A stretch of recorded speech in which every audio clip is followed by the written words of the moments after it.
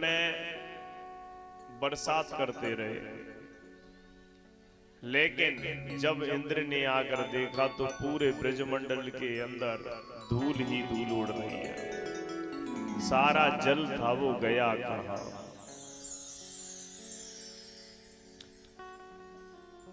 त्रेता युग में एक बार मेरे प्रभु जी श्री राम जी से सीता मैया ने निवेदन किया।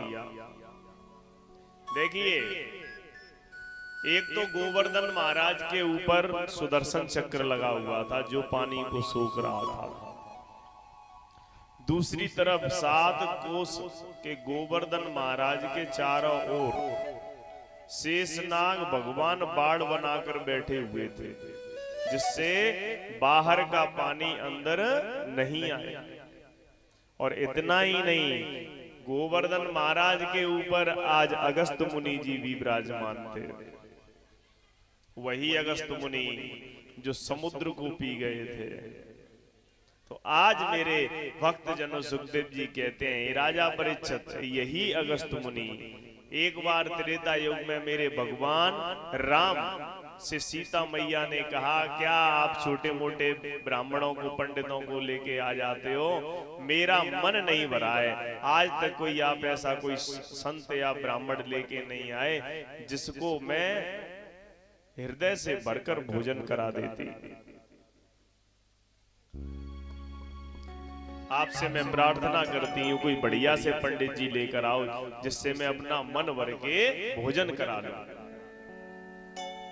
यानी मेरी जानकी मैया के अंदर भी अहंकार की उत्पत्ति हो गई। और मैंने आपको बताया था, जहां जहां अहंकार की उत्पत्ति होती है तो जिसे प्रभु जी चाहते हैं उसका तो निवारण कर देते हैं, और जिसे प्रभु जी नहीं चाहते हैं उसका अंत कर देते हैं। इसलिए अपने अंदर इस जीव की देह में कभी भी अहंकार को धारण नहीं करना चाहिए। ये शास्त्र कहता है, ये भागवत जी हमें सिखाती है। आज मेरे रामचंद्र भगवान जी ने अगस्त मुनि जी का आह्वान किया, और अगस्त मुनि जी जैसे ही आए, आज आसन बिछायो मैया ने और बड़े ही सुंदर ढंग से पकवान बनाए। जब पकवान बनाना शुरू किया और मैया ने भोजन परोसे, और भोजन परोस के आज संत महात्मा जी से कहा, महाराज भोजन का पाओ। जैसे भोजन पाना शुरू किया, सुबह से शाम हो गई, शाम से पूरी रात हो गई, फिर सुबह हो गई। मैया भोजन बनाते बनाते परेशान हो गई। अब मेरी मैया ने गणेश जी महाराज का आह्वान किया। मेरे सिद्ध गणेश भगवान आज हलवाई बने, पूड़ियों को सेक रहे हैं, और गणेश जी की पत्नियों को नवनिधि रिद्धि सिद्धि सबको बुलाया। आज सभी पूड़ी बेलने में लगे हैं, कोई सब्जी काट रहा है, कोई कुछ कर रहा है। आज भोजन पाते पाते इन महात्मा जी को 17 दिन हो गए। 17 दिन और 17 रात, 17 दिन और 17 रात तक। अब तो मैया ऐसे चक्कर में पड़ गई, लाओ पूड़ी लाओ पूड़ी लाओ पूड़ी, हमारा चकाचक लगे हुए हैं। मैया ने सोचा, महाराज आराम से भोजन करो, गरम गरम पूड़ी बन के आ रही है। जो चतुर होती है ना, वो इस बात को कहती है, जब पूड़ियों की कमी पड़ जाती है तो आराम से खाना, गरम गरम बन रही है, ठंडी हम दे नहीं रहे हैं तुम्हें। ये चतुर मैयाएं होती हैं, समझदार होती हैं, उनकी भाषाएं होती है। और जब ज्यादा परेशानी होती है, पूड़ियों की लड़ी टूटने लगती है, तो मैया प्रयोग भी करती होंगी, अचार ले आए। अरे कुछ देर तो बंद होगा, कहेगा तो सही, ले आओ कि मत ले आओ कि नहीं खाते हैं। और महात्मा जी का तो नियम था, बोलते ही उतना ही बोले जितनी जरूरत होवे, बोले ही नहीं। अब मैया बोली, बाबा वो पानी ले आए। तो महात्मा जी बोले, अरे मैया जैसे ही मेरा आधा भोजन हो जाएगा मैं बीच में स्वतः ही पानी ले लूंगा। मैया ने कही 17 दिन 17 रात है गई, अभी तो जाको आधो भोजन ना है भैया। आज मैया परेशान हो गई मेरे भक्तजनों। आज मैया मेरे श्री रामचंद्र जी की शरण में गई, प्रभु को प्रणाम किया। बोले प्रभु हमारी लाज बचाओ। बोले क्या हुआ? पंडित जी को भोजन कराओ। मेरी मैया ने कहा प्रभु आपने तो मेरे श्रद्धा भाव की तांग ही तोड़ के रख दी। मैंने कहा ऐसी थोड़ी गई जैसी। बोले प्रभु नहीं, आप भोजन कराओ।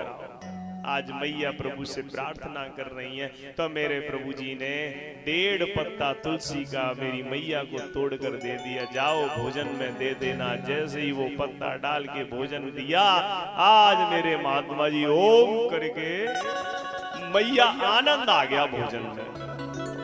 मैया ने सोची चलो कछु तो भयो ही सही। मेरे महात्मा जी बोले मैया भोजन तो बहुत बढ़िया है कि हमने कहा पानी पिला दो तो काम चले। मैया ने सोची भोजन ही तो कर रो परो तो पानी कितना तगड़ो पड़ेगा। हाथ जोड़ के मैया खड़ी होगी। मेरे रामचंद्र भगवान ने कहा जब मैं द्वापर युग में कृष्ण बन के आऊंगा तब मैं तुमको पानी पिलाऊंगा। यानी एक युग में भोजन कराया और दूसरे युग में पानी पिलाया। तो वही अगस्त महाराज आज जो इंद्र ने बरसात करी वो पूरे पानी को पी गए। बोलिए भक्त वत्सल भगवान की जय जय श्री राधे। ऐसे है मेरे गोविंद। इधर जब इंद्र को पता चला कि ये तो स्वयं मेरे भगवान हैं, तब इंद्र मेरे प्रभु के पास आया और बड़ी ही सुंदर ढंग से स्तुति करने लगा। नमस्तुभ्यं भगवते पुरुषाय महात्मने वासुदेवाय कृष्णाय सात्वतां पतये नमः। इंद्र पश्चाताप करने लगा और प्रभु को आज प्रणाम करने लगा। अरे प्रभु जी मैंने आपको पहचान नहीं पाया, मुझे क्षमा कर दीजिए। हे यादवों के पति मुझे क्षमा कर दीजिए। हे वासुदेव नंदन मुझे क्षमा कर दीजिए। मैं अज्ञानी हूँ, मैं आपको समझ नहीं पाया। हे प्रभु आपकी माया का ब्रह्मादि पार नहीं पाते हैं। यह सृष्टि एक भव सागर है, यहाँ ऋषि मुनि गोता खाते हैं। हे सृष्टि एक भव सागर है, यहाँ ऋषि मुनि गोता खाते हैं। हे दयानिधि दया करिए, मैं अदम देह अभिमानी हूँ। ब्रज के पालक ब्रज के रक्षक, मैं हुआ शर्म से पानी हूँ। मुझे क्षमा कर दीजिए प्रभु, मैं आपसे क्षमा मांगता हूँ। इंद्र ने गोविंद के दर्शन किए और 10 मंत्रों की स्तुति करी और प्रभु इंद्र से बोल गए, क्योंकि विदते हृदयं ग्रंथि चिद्दते सर्व संशया, क्षीयन्ते चास्य कर्माणि तस्मन् दृष्टे परावरे। मुंडकोपनिषद में लिखा हुआ है कि हृदय की गांठ खुल जाती है, संशय टूट जाते हैं, कर्मों के बंधन छीड़ हो जाते हैं जब परमेश्वर का दर्शन हृदय से कर लिया जाता है। जब जीव अपने आप को परम ब्रह्म पर छोड़ देता है तो जितनी भी गांठें होती हैं माया की वो सब खुल जाती हैं। आज इंद्र का अहंकार समाप्त हो गया। इस प्रकार इंद्र आज बार बार स्तुति कर रहा है। अहम इंद्रो हि देवानां त्वं गवाम इंद्रतां गतः, गोविंद इत लोके त्वां गास्यन्ति भुवमानव। इंद्र आज क्षमा याचना करने लगा और आज मेरे प्रभु जी का नाम इंद्र ने गोविंद रखा, गाय ने और इंद्र ने। बोलिए गोविंद भगवान की जय। जो बात बात पे कहते हैं ना, बैठते उठते खाते पीते, हे गोविंद हे गोविंद, कहते हो कि नहीं कहते हो? नहीं, लड़के को बुलाते हैं गोविंद, हमारे लड़के का नाम है, उसको बुलाते रहते हैं। लेकिन ये भी एक अपनी आदत होनी चाहिए, बैठते उठते प्रभु का नाम। बहुत से जो वृद्ध पुरुष होते हैं वो अपनी आदत बना लेते हैं कि कोई भी काम करें तो आवाज पहले हरे गोविंद हरे राम हरे कृष्णा, ऐसी आदत होनी चाहिए हमें। लेकिन यहाँ एक प्रश्न होता है कि जब ब्रह्मा जी ने मेरे प्रभु जी के ग्वाल वालों को चुराया था तो ब्रह्मा जी ने 40 मंत्रों में मेरे ठाकुर जी की स्तुति करी थी, लेकिन मेरे ब्रह्मा जी से मेरे ठाकुर जी एक शब्द भी नहीं बोले थे।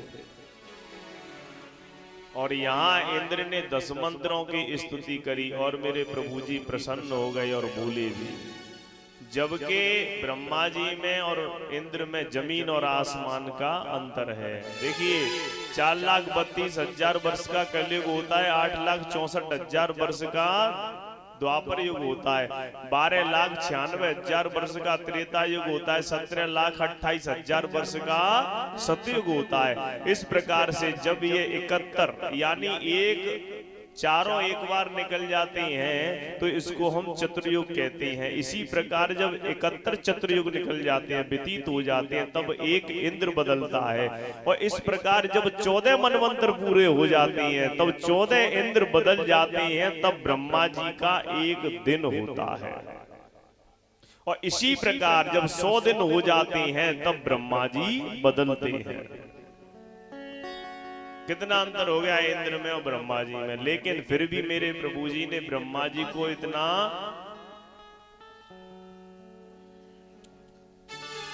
40 मंत्रों के बाद भी प्रसन्न नहीं हुए और इंद्र के 10 मंत्रों की स्तुति मेरे प्रभु प्रसन्न हो गए। पता है क्यों?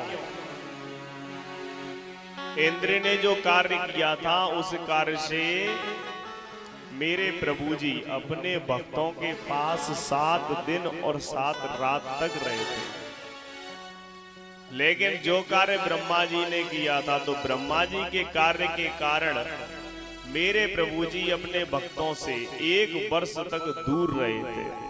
देखिए जिस प्रकार हमें प्रभु से मिलने में आनंद आता है, ऐसे ही मेरे प्रभु को भी अपने भक्तों से मिलने में आनंद आता है। जब इंद्र गए उस दिन 10वीं थी, दूसरे दिन एकादशी आई और बाबा एकादशी का व्रत निर्जला रहते थे। एकदश्याम निराहार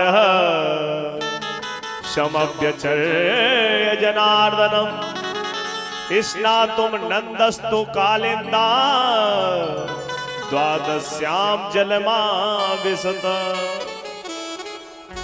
नंद बाबा एकादशी के दिन बिल्कुल निराहार व्रत रहा करते थे। एक दिन भगवान की पूजा करते थे और पूजा पाठ करने के बाद मेरे प्रभु जी बड़े आनंद से व्रत रहा करते थे।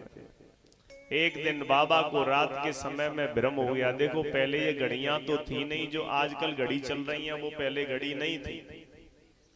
तो मेरे बाबा को हो गया भ्रम और रात्रि के 12 बजे जाकर यमुना जी में स्नान करने लगे। वरुण के दूत यानी जलादि देवता जो वरुण जी हैं, वरुण जी के दूत आए और नंद बाबा को बांधकर पकड़कर ले गए।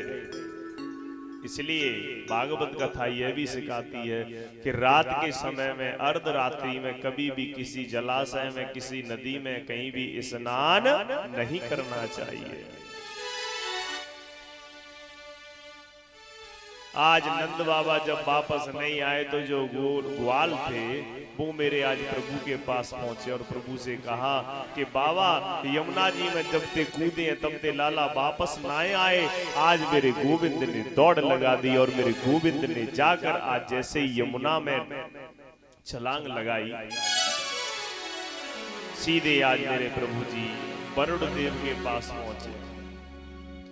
वरुण देव ने जैसे ही मेरे प्रभु जी को देखा प्रणाम करने लगा।